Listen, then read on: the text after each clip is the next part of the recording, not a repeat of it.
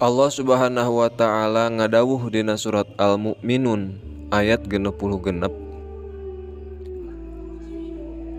A'udzubillahi minasyaitonir rajim. Qad kanat ayati tutla 'alaikum fakuntum 'ala aqabikum tankisun. Anu pihartoseunana kurang kumaha penjelasan ti kami. Ayat-ayat kami dibacakeun di mana-mana, di tiap masjid, di tiap majelis taklim, dina televisi, dina radio jeung media-media anu liana. Teu sirikna unggal poe aya anu ngajelaskeun jeung nerangkeun masalah agama. Tapi loba manusia nu henteu malire, sakitu nampe di hareupeun ge api-api teu kadenge. Hirup super hare-hare kana ibadah talangke, kana gawe hade hararese, mana komo daek barang bere. Padahal nu jadi pikiran jeung udaganana sapapoe ngan ukur dunya anu ngan sapele. Sapalih ulama nyaurkeun, ajibtu liman arafal mauta wa huwa yadhak. Kuring heran ku manusia zaman ayeuna, ongkoh manehna yakin yen hirup di dunia teh moal lila, sabab umur aya batasna. Duka iraha, duka di mana, duka keur kumaha, malaikat Israil bakal nyabut nyawana, nganterkeun dirina pikeun menghadap Allah anu maha kawasa. Tapi naha, waktu nu sesa lain dipake ibadah, ngabdikeun diri ka Allah, kalah dipake poya-poya, ngalajur nafsu, ngumbar amarah, jeung nganteur ka hayang anu bertentangan jeung agama.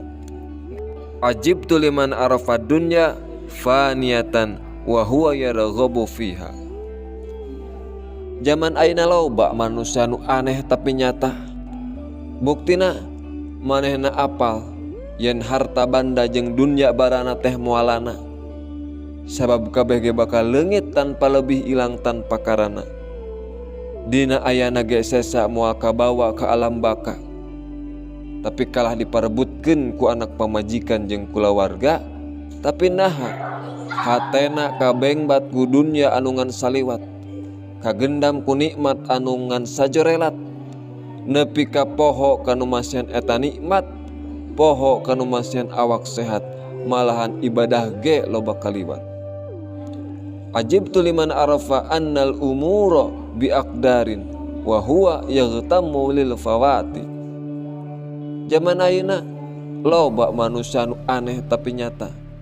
Buktina manehna yakin yen sagala kajadian anu terjadi jeung nu kealaman ku diri, boh hade atawa goreng, untung jeung rugi, bagja jeung cilaka, susah jeung bunga, eta mangrupa takdir Gusti nu Maha Suci nu teu bisa dipungkir deui. Manehna apal yen jodoh jeung pati, nasib jeung rizki geus aya titis tulis ti azali anu moal bisa dirobah deui. Tapi naha, hirupna saumur-umur dirundung ku kabingung nu taya tungtung, dibelit kasusah salawasna, bahkan ngarasula jeung putus asa akibat mikiran takdir Allah Ta'ala. Ajibtu liman arafal hisaba wa huwa yajma'u malan. Kuring heran ku manusia zaman ayeuna, ongkoh manehna apal yang di akhirat teh bakal aya hisaban. Nyatana balitungan sakabe amal perbuatan, rek amal anu hade atawa amal anu goreng, bakal dijagjagkeun ka pangeran. Tapi naha, hirupna kalah kajongjonan, mikiran perkara anu bakal ditinggalkeun, nepi ka poho kana bawaeun nalika diri menghadap pangeran. Ajibtu liman arafan nar wa huwa yaznibu. Zaman ayeuna loba manusia nu aneh tapi nyata. Buktina manehna apal yen di akhirat Allah nyadiakeun neraka, tempat siksa pikeun jalma anu doraka jeung anu hare-hare kana kewajiban Allah Ta'ala. Tapi naha, kana dosa teu daek reureuh, kana maksiat beuki maceuh. Ajibtu liman arfa jannata yaqinan wa huwa yastarihu bid dunya. Zaman ayeuna loba manusia nu aneh tapi nyata. Buktina manehna yakin yen di akhirat Allah nyadiakeun surga, tempat kanikmatan jeung kasenangan pikeun jalma nu iman jeung takwa, sarta ngagumatikeun kewajiban-kewajiban Allah Ta'ala jeung berusaha ngajauhan laranganana.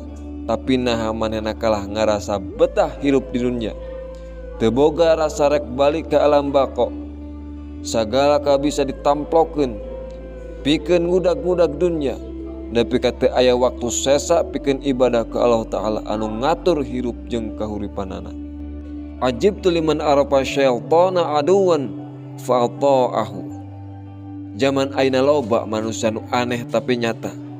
Buktina manehna apal yen setan teh musuh manusia anu paling utama, sabab manehna anu ngajak manusia kana gawe dosa. Setan anu mengkolkeun hate manusia sangkan jauh tina jalan anu dipikaridho ku Allah, tapi nah eta setan kalah dijadikeun sobat, dijadikeun babaturan anu nungtun kana maksiat. Mudah-mudahan urang sadayana teu kalebet kana kategori manusia anu aneh tapi nyata, sabab leres-leres tiasa ngagunakeun umur anu sesa pikeun ngabdikeun diri ka Allah Ta'ala ku jalan ngalaksanakeun sareng ngagumatikeun kewajiban-kewajiban mantena sareng nebihan larangan-laranganna. Barakallahu li wa lakum.